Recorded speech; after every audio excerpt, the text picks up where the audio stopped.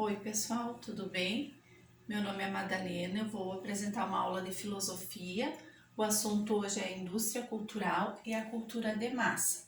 Vamos ver um pouquinho sobre o que é a indústria cultural e a cultura de massa. Um resumo bem breve sobre esse conteúdo. Tá?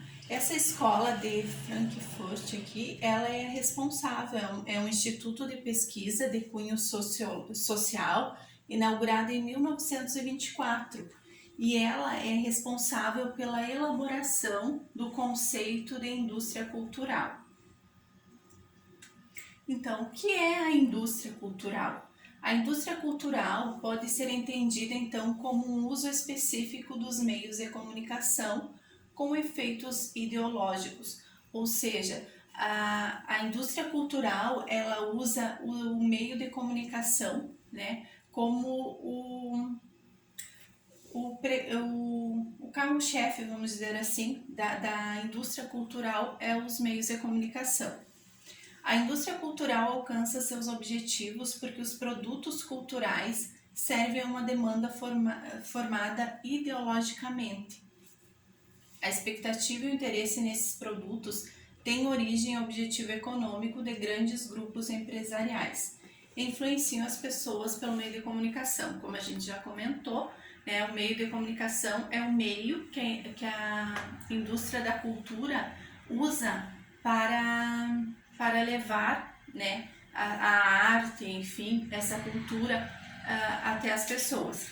E por que o objetivo dessa indústria da cultura é o objetivo econômico, né? O maior objetivo, digamos assim, é o lucro, né? Tem empresas ligadas a essa indústria da cultura.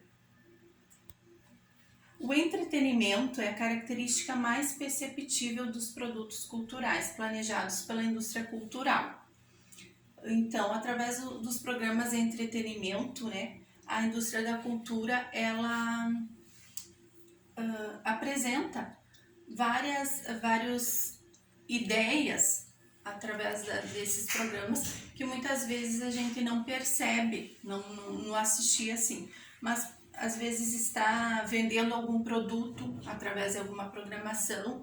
Tudo isso, né, acontece através da indústria da cultura.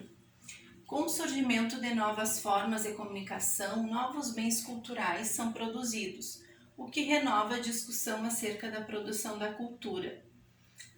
O que é isso? A cultura, a indústria da cultura, assim como a sociedade em si, ela vai se desenvolvendo, ela vai passando por transformações, por várias mudanças, e a indústria da cultura da mesma forma. Ela precisa se transformar, ela precisa mudar, porque a sociedade ela muda, né? E as pessoas elas vão querer coisas novas, vão querer, como aqui, ó, apontam os jogos em mídia digital e mesmo atrações turísticas como novas facetas da cultura industrializada. Ou seja, antigamente, né, um tempo atrás, não se falava e nem se pensava nos jogos digitais. E hoje é muito usado, tanto por crianças como os adolescentes, os jovens e adultos. Então envolve todas as classes, né, as fases. E é o que dá muito lucro, né, para essa indústria da cultura.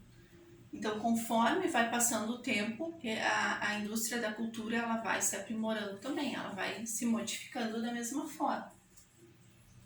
Então, nós vimos um pouquinho da indústria da cultura e agora vamos ver o que é a cultura de massa. É com a popularização das transmissões de rádio no início do século XX que o caráter ideológico de uma cultura para as massas evidenciou-se, processo que ocorrer de forma semelhante no cinema anos mais tarde. Ou seja, né, no século XX houve então a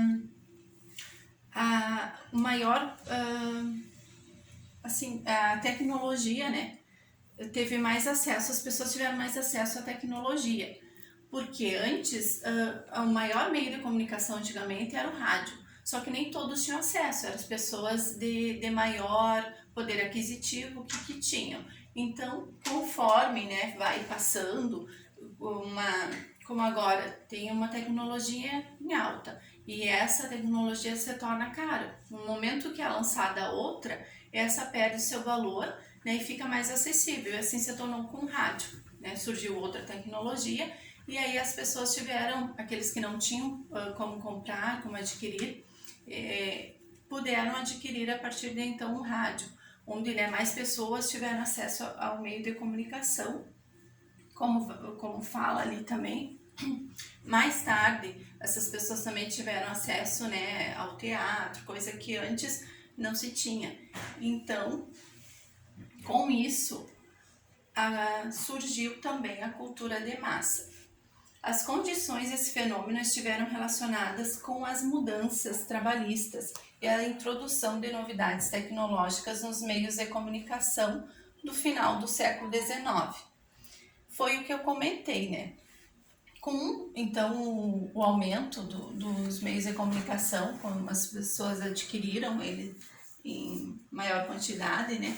E também aqui as mudanças trabalhistas, porque as pessoas, elas conseguiram, né, um reajuste no seu horário de trabalho, conseguiram um momento, uma folga, um momento de lazer, e esse momento de lazer foi usado, então, para ir até o cinema, ou para assistir, né, ouvir algo que lhe agrade, né? Então foi esse momento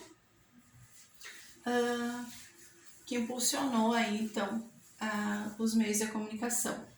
Essa padronização consistiu em alguns casos em uma diminuição da complexidade de obras voltadas para a cultura superior, ou seja, antigamente, né, então como só a elite tinha acesso aos meios de comunicação, as obras eram feitas com uma linguagem mais formal, uma linguagem erudita, e agora como, né, as pessoas mais populares tiveram acesso a esses meios de comunicação, essas obras precisaram ser repensadas, mudadas, então foi passada uma linguagem mais informal, uma linguagem mais popular para que essas pessoas entendam, né, esses recados. Ninguém vai apresentar um programa, né, para um público, vamos dizer, que não tem quase conhecimento, uma linguagem erudita, então não vai apresentar uma linguagem assim difícil, porque essa pessoa não vai entender o recado. O que a indústria da cultura quer é passar um programa, uma informação que o público vai entender, vai gostar e vai sempre estar assistindo, participando, né? Então essas obras, elas foram mudadas, trabalhadas, né, tanto na linguagem erudita, para aqueles que assim, né, entendam e gostam, e com a linguagem mais popular. Então também